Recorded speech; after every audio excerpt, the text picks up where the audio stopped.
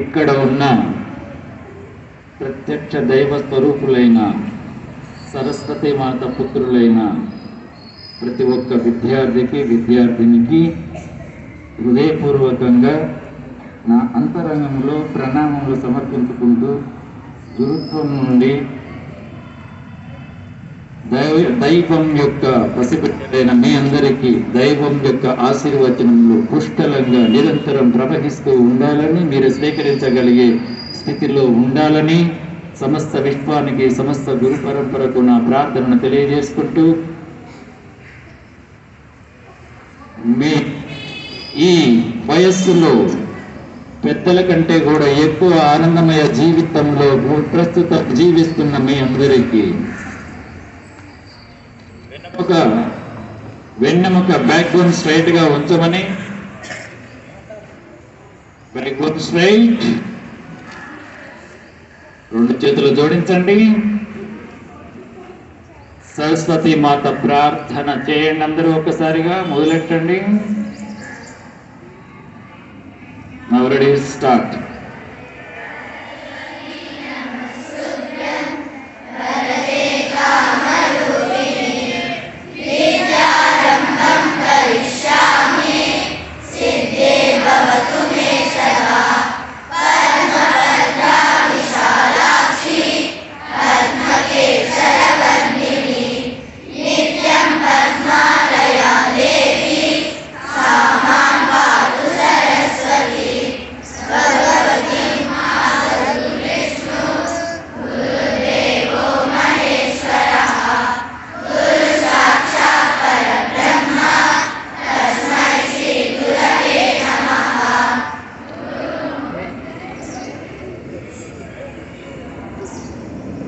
చాలా బాగా చదివారు, చాలా బాగా చెప్పారు. మీరు చెబుతూ ఉంటే, నేను వింటూ ఉంటే నా లోపల ఒక రకమైన శక్తి తరంగాలు జాగృతమయ్యాయి, విస్తరించాయి, వ్యాపించాయి. గురువురు బ్రహ్మ, గురువురు విష్ణు అనేది మీరు చెబుతూ ఉన్నప్పుడు మరింత స్పష్టంగా ఆ శక్తి కదలికలు గమనించాను. ఈ లోకంలోకి మొదటిసారిగా వచ్చిన ఆ పసిబిడ్డకు మొట్టమొదటి గురువు ఎవరు? ఏ పసిపాపకైనా సరే మొట్టమొదటి గురువు ఎవరు? వినపల్లే. రెండవ గురువు ఎవరు? మూడవ గురువు ఎవరు? గురువు అని చెప్పారు. ఆ గురువునే ఇప్పుడు ఉపాధ్యాయుల రూపంలో మీ ముందు ఉన్నారు. వీళ్ళందరికీ మనం జై గురుదేవ అని చెప్పడం చాలా మంచిది. Yes or no? చాలా మంచి సంస్కారం. Yes or no? చేతుల నుండి ఇలా పైకెత్తి చెప్పాలి ఎస్ అని. మళ్ళీ ఒకసారి, ఇంకొకసారి, అలాగే చేతులు పైకెత్తి ఉంచండి, అలాగే ఉంచండి పైన. ఎవరైనా చెయ్యి ఎత్తని వాళ్ళు ఉన్నారా? మీ పక్క వాళ్ళని చూడండి, ఉపాధ్యాయులు కూడా చూడండి. చెయ్యి ఎత్తని వాళ్ళు ఎవరైనా ఉంటే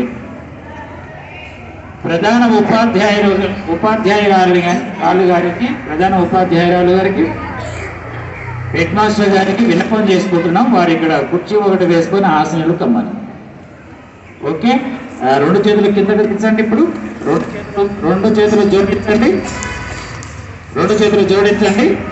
జై గురుదేవ. మళ్ళీ ఒకసారి, ఇంకొకసారి, ఇంకొకసారి. శ్రద్ధతో, భక్తితో ఇలాగే మీరు మీ క్లాస్ రూమ్లోకి మీ ఉపాధ్యాయులు ప్రవేశించేటప్పుడు లేచి నిలబడి జై గురుదేవ అని వినయంగా చెప్పాలి. ఎలా చెప్పాలి? ఇప్పటి వరకు ఏం చెప్తున్నారు? నిన్నటి వరకు ఏమని చెప్పారు? నిన్నేం చెప్పారు? ఏమన్నారు? జై శ్రీరామ్ చెప్తున్నారా? వావ్, మీరందరూ నాకు చాలా బాగా నచ్చారు. జై శ్రీరామ్ అని చెబుతున్న మీరందరూ నాకు చాలా బాగా నచ్చారు. ఈ ఉత్తమ సంస్కారం మీకు నేర్పని ఈ సరస్వతి శిశు మందిరం నాకు చాలా బాగా నచ్చింది. నాకు ఎంత నచ్చిందంటే ఇంత కాదు ఇంత కాదు, ఎంత నచ్చింది?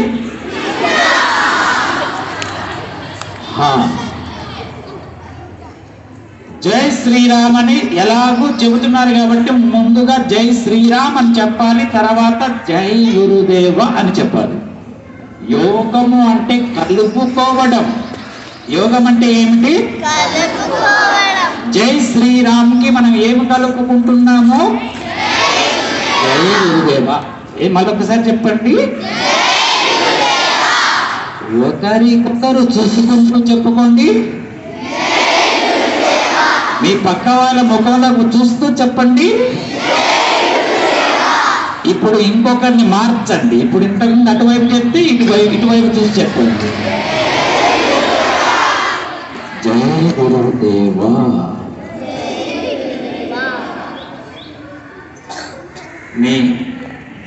ఇప్పటికి గురూజీ, పూజ్య గురూజీ విజయ ప్రతాప్ మహారాజ్, విజయ ప్రతాప్ మహారాజ్ మీకు ఒక్క విషయం చెప్పారు. ఏమని? క్లాస్ రూమ్లోకి ఉపాధ్యాయులు ప్రవేశించేటప్పుడు జై శ్రీరామ్ చెప్పిన తర్వాత చెప్పమన్నారు. ఇది మీకు గుర్తుంటుందా? ఎంతమందికి గుర్తుంటుంది? 2 చేతులు ఎత్తాలి. ఒక చేయి ఎత్తారంటే 50% గుర్తుంటుందని చెప్పినట్లు. గుడ్. ఆ 2 చేతులు అలాగే ఉంచి ఈ చూపుడు వేలు, ఇండెక్స్ ఫింగర్, బొటన వేలు, థంబ్ 2 జస్ట్ లైట్ గా టచ్ చేయండి. Touch, finger touch. ఈ 3 వేలు స్ట్రైట్ గా ఉండాలి. అలాగే చేతులు పైకెత్తి ఉంచండి. ఇలా ఈ చిన్ముద్ర ఏ పేరు? చిన్ముద్ర. ముద్ర పేరు చెప్పండి. ఫస్ట్ పీరియడ్ లో పెట్టాలి, తర్వాత సెకండ్ పీరియడ్ లో, థర్డ్ పీరియడ్ లో, ఫోర్త్ పీరియడ్ లో ప్రాక్టీస్ చేయాలి. 5th పీరియడ్ లో ప్రాక్టీస్, 6th పీరియడ్ లో, 7th పీరియడ్ లో, 8th పీరియడ్ లో, 9th పీరియడ్ లో ఉన్నాయా? 9th పీరియడ్ ఉందా లేదా? ఉందా? ఓకే. 10th పీరియడ్ లేదు. ఆ చేతులను పైకెత్తి అలాగే ఉంచండి.